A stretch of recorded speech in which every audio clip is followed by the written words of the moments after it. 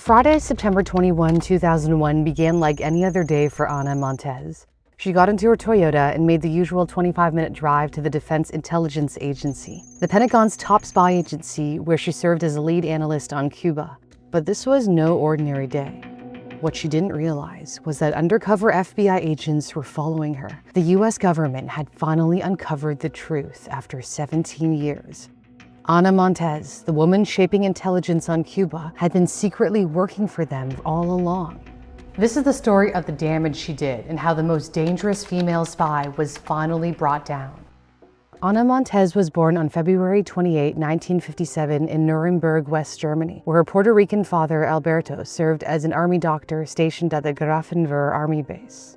The family moved to Topeka, Kansas the following year after Dr. Montes was accepted into the Menninger School of Psychiatry, then one of the top psychiatric programs in the country. Dr. Menninger preached the value of a loving family, that Alberto ruled his own with fear. One of the earliest signs of his cruelty was when Ana developed asthma as a child. Instead of treating her and giving her the help that she needed to breathe, sat her down and watched his daughter gasping for breath and tried to treat it as a psychiatrist would, not as a medical doctor. Investigative journalist Jim Popkins spent 15 years uncovering the story of Ana Montes, detailed in his book, codename Blue Wren. Her father, he started using the belt to discipline the kids as early as age 5. When Ana was 15, her parents divorced. Her mother, Amelia, began asserting her independence and became increasingly outspoken, especially in her opposition to U.S. funding for the Contras, who were fighting the socialist Sandinista government in Nicaragua. Ana later said she had spied to stand up for the oppressed. While at university, she spent her junior year abroad in Madrid during a historic upheaval. The death of dictator Francisco Franco marked the end of nearly 4 decades of authoritarian rule, ushering in a wave of democratic reforms. The streets filled with protests, many targeting the United States, which had supported Franco's regime. In the Spanish capital, Ana fell in love with Ricardo Fernandez Ires, a left-leaning Argentinian living in political exile. Their long conversations about American imperialism shaped her belief that the U.S. acted as a global bully. After graduating, she took a clerk typist job at the Department of Justice in December 1979, and at the same time enrolled in a master's at Johns Hopkins University's School of Advanced International Studies, SAIS, where she specialized in Latin American affairs. At SAIS, Ana befriended Marta Velázquez, a fellow Puerto Rican who was secretly scouting sympathetic students as potential recruits for Cuban intelligence. When Marta asked Ana if she'd be willing to help the Sandinistas by translating Spanish articles, Ana sensed it was a cover for something more and said yes, reflecting, "I hadn't thought about actually doing anything until I was propositioned. Once offered the opportunity to help illegally, it would be more than I could do legally." In March 1985, she and Velázquez traveled secretly to Havana using fake passports, where Cuba's intelligence service, the DGI, trained her in the basics of spycraft. She learned how to lose a tail, how to communicate in code, and how to beat a polygraph. One trick involves clenching your anal sphincter while telling the truth and relaxing it when lying, an odd but effective way to control physiological signals. The Cubans wanted Ana to infiltrate the U.S. intelligence community and urged her to apply for a job in the Defense Intelligence Agency. In September 1985, Ana Montes joined the DIA as an entry-level analyst. She falsely claimed she'd graduated from Johns Hopkins when in reality she never completed her degree, and denied ever using drugs despite doing cocaine while working at the DOJ and attending grad school. The DIA didn't administer a polygraph. It was scrambling to fill positions amid the Reagan administration's push to expand intelligence operations in Latin America. The same year she joined the DIA, Ana's younger sister also began a career in government. Lucy Montes joined the FBI's Miami office as a Spanish-language translator, working on wiretap translations for organized crime and drug investigation. Their brother, Tito, also became an FBI special agent, but her family would never suspect a thing. 4 months after starting at the DIA, Montes was granted authorized access to highly sensitive, classified information related to national security. Montes memorized everything she read, so she never removed a single document from work. And I was able to go through her bookcase, and one of the books that I found was a memory training book, and it was underlined and highlighted. So clearly she was trying to improve her memory. Each night, she went home and typed up the classified information on her Toshiba laptop and then transferred it onto encrypted floppy disks. The Cubans would communicate with her through shortwave radio broadcasts. For example, every Saturday at 9, Montez tuned in to a certain frequency where a woman's voice would call out, Atención, atención. followed by a string of numbers. 701-346-258-9. She jotted down the numbers on water-soluble paper, then used a decryption program stored on a floppy disk, along with a cheat sheet, to turn the digits into messages from her Cuban handlers. After receiving her instructions, she'd meet her handler at a DC restaurant and pass the discs between bites of Chinese food.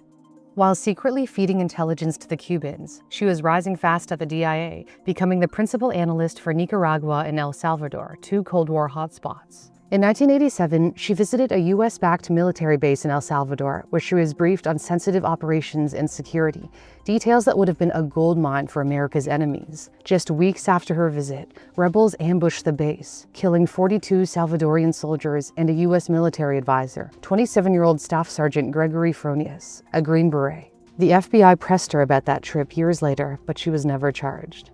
During a routine background check in 1991, Montez admitted to lying about her past drug use and falsely claimed to have completed her master's degree.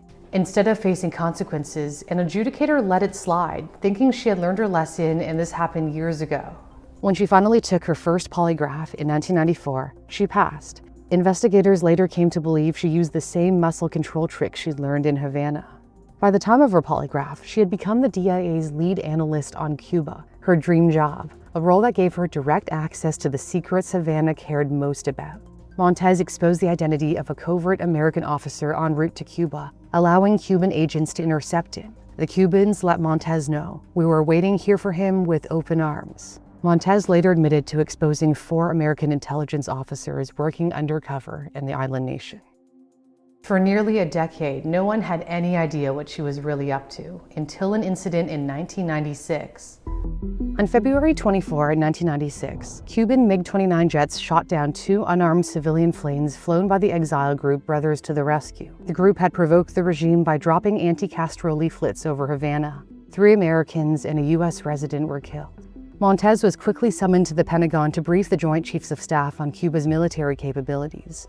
This was supposed to be the defining moment of her career, and yet she decided to leave work early. According to a coworker, Montez should have worked until 10 p.m., but received a phone call, became visibly agitated, and left early at 8 p.m.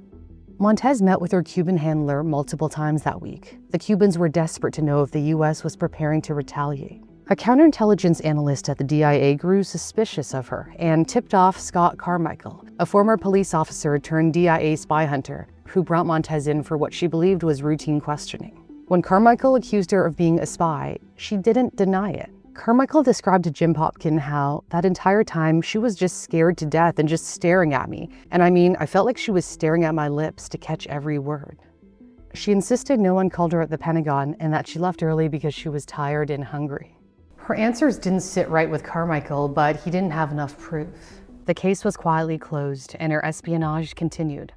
In 1997, Montez is believed to have exposed a top-secret multi-billion-dollar US satellite program called MISTY. MISTY appeared to be a regular communication satellite to America's enemies rather than what it actually was, a satellite designed to capture high-resolution images from space. She also tipped off the Cubans about an FBI surveillance van with a slightly raised roof concealing hidden antennas that was eavesdropping near Cuba's de facto embassy in Washington. As she impressed her bosses in Havana, she was also winning over her superiors in Washington, racking up accolades for her intelligence, expertise, and work ethic. She became known as the Queen of Cuba, but even queens can't rule forever. By 1998, the cracks in Ana Montez's double life were beginning to show, ironically because of her sister. By coincidence, Lucy was assigned to the FBI unit in Miami that helped take down a major Cuban spy ring known as the WASP network. The amount of information the FBI seized from floppy disks and intercepted radio messages filled 1,400 pages. Montez's handler abruptly cut off contact. The regime couldn't take the risk. From now on, meetings would be overseas, usually in the Caribbean. The silence devastated her. Montez had no friends, no one to confide in. 2 of her siblings worked for the FBI. She started showering obsessively, eating only boiled potatoes, wearing gloves when she drove. A lot of OCD, odd behavior, and it's because all the pressure that ironically her sister had helped to contribute to with the arrests in Miami. As Montez spiraled under pressure, a determined government employee was carefully connecting the dots. Known in codename Blue Wren as Elena Valdez, not her real name, she was an analyst at the NSA who had become convinced that a Cuban spy was operating deep inside the US government. Her suspicions were based on intercepted communications and intel from the Miami arrests. Valdez had fled Castro's Cuba as a child with her family. So this was personal for her. She was a dog with a bone, and she needed to solve this. The NSA had a profile of the mole. The suspect was someone who had purchased a Toshiba laptop to communicate with the Cubans, visited the US military base at Guantanamo Bay in July 1996, had access to something labeled safe, and met with someone important with the initials WD. Valdez shared her leads with the FBI, and Special Agent Steve McCoy was assigned to the case. He investigated for 2 years, but made little progress. Valdez became frustrated because she didn't think the FBI was taking the case seriously, so she went over the FBI's head and brought the case to the DIA. She was threatened with being fired. She was threatened with being jailed for essentially doing her job and trying to find a spy. When Valdez mentioned to the DIA that the Cubans had repeatedly referenced the word safe, Chris Simmons, a veteran DIA Cuba analyst, realized safe wasn't a physical safe. It was the DIA's internal communications system. Simmons passed the lead to Scott Carmichael, the DIA investigator who once questioned Montez. He and his partner began digging into one clue in particular. The suspect had visited Guantanamo Bay in July 1996. A search of internal travel records pulled up about 100 names, and one of them was Ana Montez. When the DIA alerted the FBI, Agent McCoy brushed off their suspicions, saying, "I've got no reason to believe that the person I'm looking for is a female." The idea of a woman being the mole simply wasn't on their radar. But Carmichael connected one other detail in the mole's profile, the initials WD. He remembered Montez had boasted about working with William Doherty, the FBI's chief of counterintelligence. The FBI finally opened an investigation into Montez, codenamed Blue Wren. Agents began quietly tailing her, catching her using payphones to dial Cuban pagers. Around the same time, Montez considered walking away from her life as a Cuban spy. She wanted to build a life with Roger Corneretto, a Pentagon official who ran a Cuban intelligence program at U.S. Southern Command, a major military installation in Florida. But Cuba refused to let her go. Montez was devastated.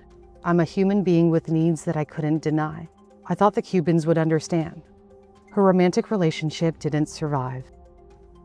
The FBI got a major break when Agent Peter Lapp obtained a subpoena for Montez's credit records. He spotted a line of credit from a CompUSA computer store in Alexandria, Virginia. He and Special Agent McCoy began pulling old paper sales records from computer stores across the DC area and discovered Montez had purchased a Toshiba laptop, just like the one the mole was believed to be using. On May 25, 2001, the FBI broke into her apartment when she was out of town. They found the Toshiba laptop, and when they copied the hard drive, they discovered messages between Montez and her Cuban handlers, including evidence that she had exposed the true identity of a U.S. intelligence officer undercover in Cuba. The FBI had enough to arrest her, but they wanted more proof. They wanted the floppy disks Montez used to decrypt Havana's radio broadcasts, which they couldn't find in her apartment. So they hatched a plan to get her hands on the one thing she always kept close, her purse. As detailed in codename Blue Wren, on August 16, 2001, the DIA staged a last-minute intelligence briefing just one floor from Montez's desk, close enough that she might leave her purse behind. And sure enough, she did. To get the analyst who sat next to Montez away from his desk, he was told someone had hit his van in the parking lot and driven off. Then, FBI Agent McCoy, posing as an IT technician, entered Montez's cubicle and grabbed her purse. They didn't find the floppy disks, but they did find more damning evidence inside. Prepaid calling cards used at payphones, a New York pager number linked to Cuban intelligence, and handwritten numeric codes used to send messages to her handler's pager. In the days after 9/11, the DIA feared Montez might leak sensitive military information to Cuba, so they wanted her arrested as soon as possible. Friday, September 21, 2001 seemed like any other day for Ana Montez. She got into her car and drove her usual route to work, unaware that FBI agents were tailing her. When she arrived, Montez received a call regarding a supposed time card issue involving one of her employees and was asked to resolve it with the Inspector General's office. But the meeting was a trap. Waiting for her inside the conference room were FBI Special Agents Steve McCoy and Peter Lapp. When they handcuffed her, she barely reacted. Lapp later said, "We figured she would just kind of collapse, be a wreck. She walked out that calm, I won't say proud, but with that kind of composure."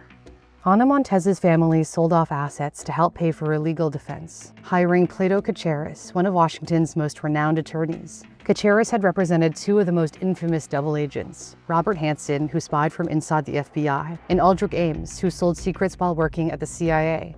I made videos of them linked in my description. Hansen and Ames were driven by greed, but Ana Montez didn't spy for money. On October 16, 2002, she stood before a judge and explained why she betrayed her country. An Italian proverb perhaps best describes the fundamental truth I believe in. All the world is one country. It is a principle that, tragically, I believe we have never applied to Cuba. Your Honor, I engaged in the activity that brought me before you because I obeyed my conscience rather than the law. I believe our government's policy towards Cuba is cruel and unfair, profoundly unneighborly, and I felt morally obligated to help the island defend itself from our efforts to impose our values and our political system on it. My way of responding to our Cuban policy may have been morally wrong. Perhaps Cuba's right to exist free of political and economic coercion did not justify giving the island classified information to help it defend itself. I can only say that I did what I thought right to counter a grave injustice. She pleaded guilty to conspiracy to commit espionage and was sentenced to 25 years behind bars. But instead of the low-security facility her defense and the judge requested, Montez was sent to a high-security wing of Federal Medical Center Carlsbad in Texas, home to violent female inmates, including an Al-Qaeda operative and a woman who murdered a pregnant woman and stole her baby. Montez was confined to her cell, ate alone, and was isolated from the general prison population. She described the experience as a psychological hell. While in prison, she wrote her sister Lucy a condescending letter suggesting she see a psychologist to deal with rage toward their mother. Lucy snapped back in response, in a letter later published in codename Blue Wren. "You should know you ruined Mom's life. Every morning she wakes up devastated by what you did and where you are. Every night she goes to bed thinking the same thing. I've heard her cry because of you. It's not enough that her parents and only brother all died before she was 30. Or that she was married to a violent man for 16 years and raised 4 children by herself. No, you had to ruin her final years. She should be living in peace and contentment. You betrayed your family. You betrayed all your friends. There is no forgiveness for what you did. And you betrayed your nation. You helped our enemies. You are a coward. You could have stood up for your principles openly, but you hid like a coward to punish them in secret. Why did you really do what you did? Because it made you feel powerful. Yes, Ana, you wanted to feel powerful. You're no altruist. It wasn't the greater good you were concerned for. It was yourself." The CIA concluded in a psychological profile of Montez that her difficult childhood shaped her worldview and made her more susceptible to recruitment.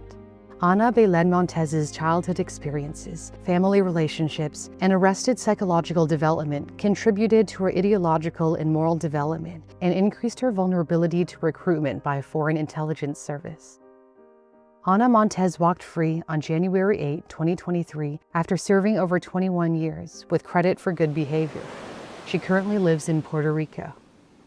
Ana Montez fooled U.S. intelligence for nearly 2 decades, and the only way investigators finally uncovered her secret was through methodical, logical thinking. That's exactly the kind of thinking you'll build with Brilliant. Brilliant is the app I personally use to become a sharper thinker through hands-on interactive lessons in logic, data, math, programming, and AI.